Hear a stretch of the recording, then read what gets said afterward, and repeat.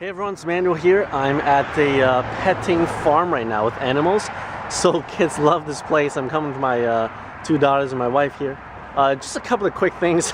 I found it very interesting that I related to my spiritual walk here. When we got in there, there's a bunch of people who brought their own snacks and the lettuce and carrots and whatnot to feed the animals there, but we actually didn't have that.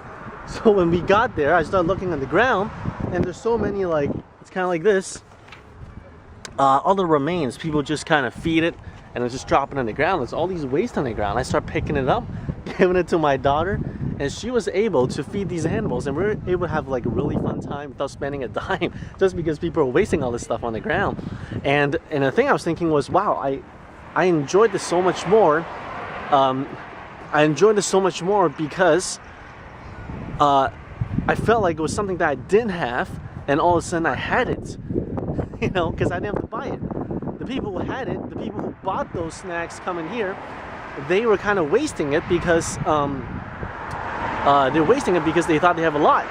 So I'm thinking how funny that is because today it's like those of us living in North America and the places where they're more of an abundance, and in this abundance we waste a lot of things, and even though we have a lot, we're not happy, we're not satisfied. That's how a lot of people live.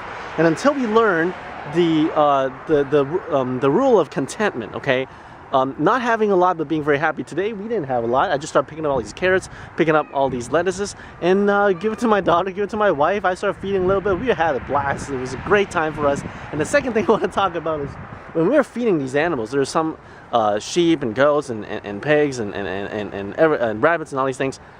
And in the place of the sheep, the big ones would, when I put my hand to feed them, they would like try to push the smaller ones aside. And I'm telling my daughter, hey, the first is gonna be last and the last first, so let's just give it to the smallest one. And even though they want to push them aside, I never give it to the bigger ones, just give it to the smaller one. How much of that principle is seen in the teachings of Jesus, and how much do you think God actually looks down from heaven and think the same way to how we interact with one another? It's not that if we have the greatest power, greatest knowledge, and greatest everything that He gives us as blessings, is when we actually humble ourselves and rely on Him, knowing that He is the giver and the source of life, then that's when He blesses us. So I just want to come out here and record this quick video before I go back in the car. But I find that these two things encourage me in my walk. Remember, when Jesus fed the 5,000, He gathered up all the waste, and He says, let's not waste anymore. In one miracle, He gathered 12 more baskets, and another He gathered 7. And so this is something that I definitely, living in this North America lifestyle where a lot of waste is produced, something that I have to learn, and maybe you have to learn too, the art of contentment. It'll actually bring you a lot more joy, a lot more satisfaction, and a lot more thankfulness to God. And remember always, the last shall be first, and the first shall be last. So I bless you in the name of Jesus Christ of Nazareth. Until next time, have a blessed time with your family, and focus your eyes on Jesus, because He's our everything. God bless you.